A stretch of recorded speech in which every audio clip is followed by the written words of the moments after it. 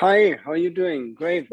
Yeah, really good. I mean, I'm sure you've heard this a lot today, and you've heard this a lot over the last year. But it's a phenomenal performance, and it really is. It just blew me away watching this movie yesterday. So, congratulations on the film. Thank you.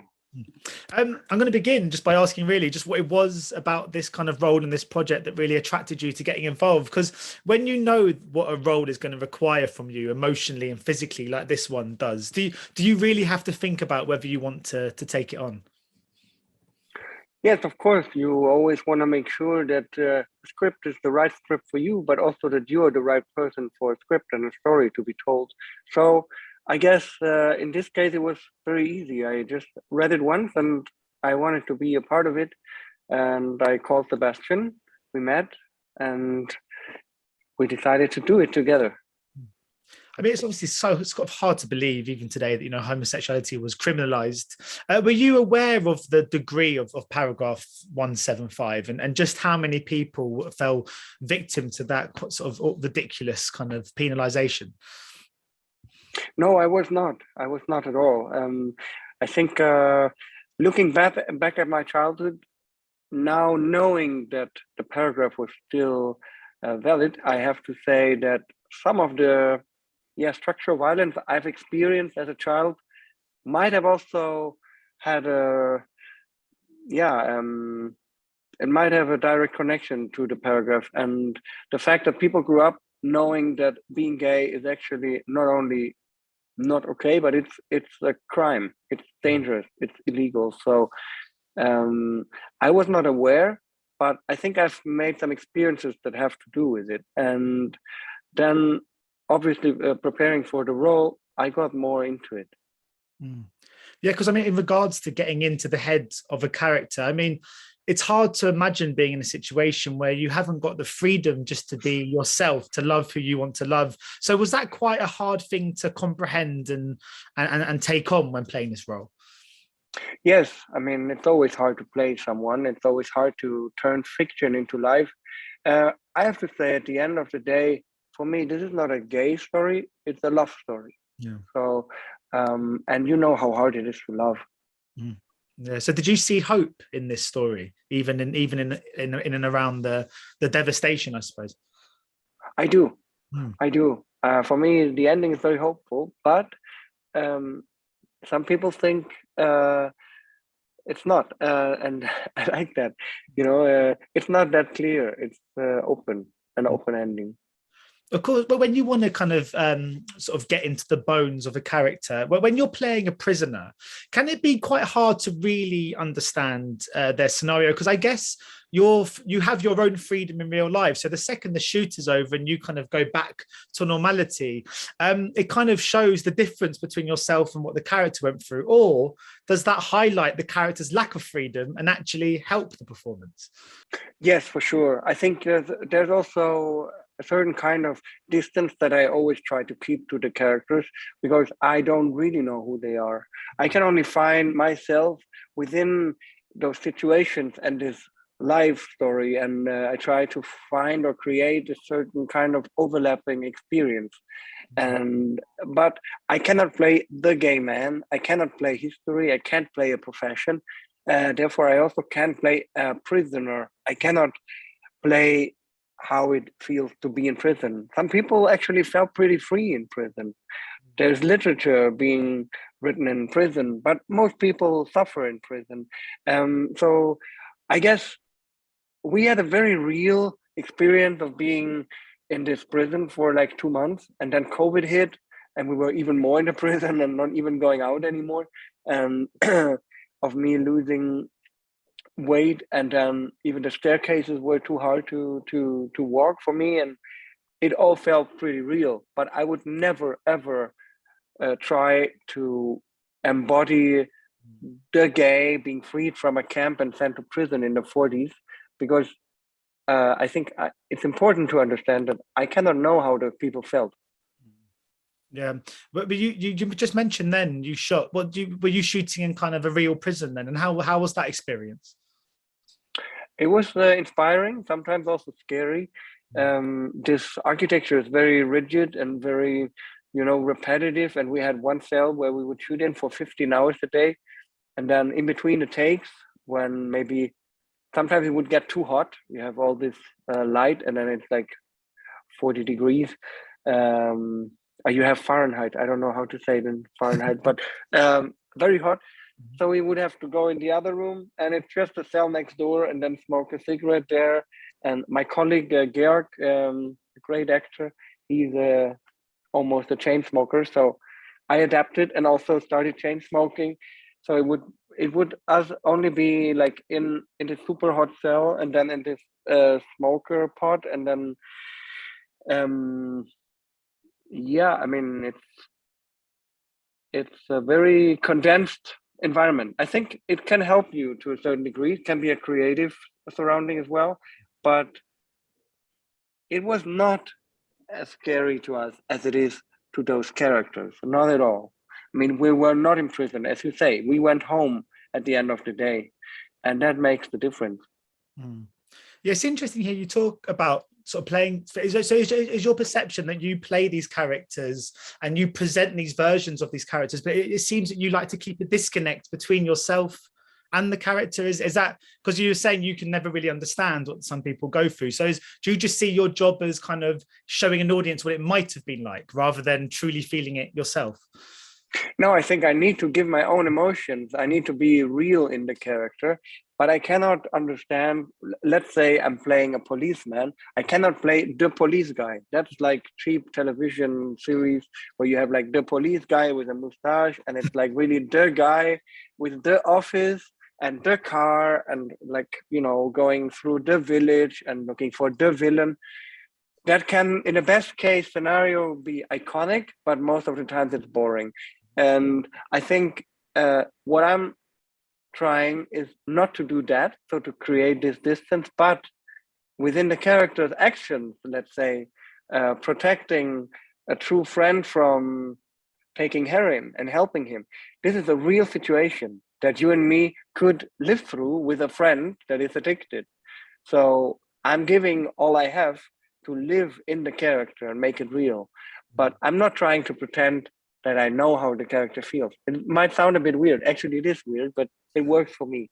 No, it's a fascinating process. But I mean, obviously, you mentioned you give so much to a role, and that included in this instance losing weight.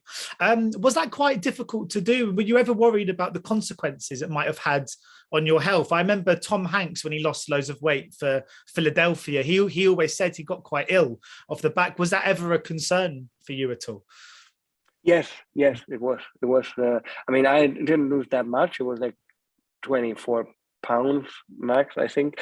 But it was in the beginning, it was amazing. I felt great. I didn't have to sleep. I was so free and so healthy, and my skin was amazing. And I like climbing, and I was so light, and everything was great. But then after 2 weeks, I lost all my libido. I lost sexuality. I lost focus. I lost my good spirit. So I really turned into a quite annoying guy. And I think, yeah, that was pretty challenging. Has your spirit come back since? Oh, yes, very much. Yeah, cool. And your libido, I hope. Yes. The film moves, but I mean, we see the weight loss and the weight gaining in the film because it moves between time periods, and it does so really seamlessly. But that means you were tasked with delving into Hans at different stages of his life, which was that quite difficult to capture the different and quite subtle changes to him in each part that we visit the role. Yes, of course. I also depended on the director giving me feedback and telling me when it's a bit too much, or, you know, yes, but thank you, let's go another direction. You know, you always trust your director also to give you feedback and be this eye from outside and your guidance. So I was very lucky with him guiding me. You've worked with some fantastic directors now. Was it something you'd like to try your hand in, you know, to sort of look into directing feature films? Me directing or what? Yeah. Well, maybe one day. Right now I'm pretty busy as an actor, and I'm grateful for that. No, one director I saw you're working with is Ira Sachs, who I love his movies. How do you fit into that story of his? Because I'm a huge fan of his films. Yeah, it was amazing. We just worked together in Paris last winter. Now he's editing. I haven't spoken to him in a while, but I really hope he's doing good and the material makes him happy. I guess it's an intense process right now. I don't know how much I'm actually allowed to tell about this story. It's a love story, but almost all the movies are also about love. Mm-hmm. But this is a particular love story. Oh. And at the same time, I know I cannot tell you too much. It's Ira Sachs making a love story, reviewing it. I mean, that's I'm sold anyway. So, but do you feel a need? Because I covered the Shooting Stars event this week at the Berlinale, which obviously I think I met you for about 3 years ago now it would have been. Yes. And I was speaking to loads of the kind of the winners of this year's Shooting Stars, and they were talking about their future prospects if they want to go to work in Hollywood or France or the UK. You're creating such a fantastic career for yourself in Europe. Do you think about making films in America or anything? Or are you quite settled where you are?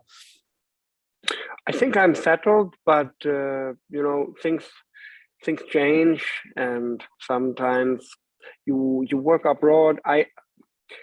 It happened that I'm mostly working in Europe in art house settings, like I don't know if that's the word in English. We call it art house cinema, author cinema.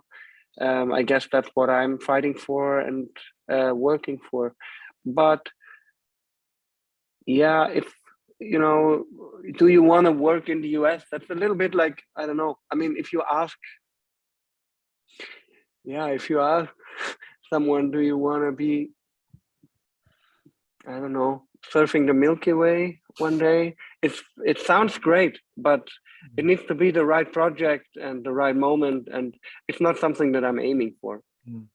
You do seem to have the right projects coming your way time and time again. I mean, the characters you're currently playing are also fascinating. Are you at a place now where you're allowed to be quite picky? Are you sort of, because I guess with every role is so sort of impressive that I'm assuming now you must have reached a stage where you have the luxury to really choose the right projects that you want to do.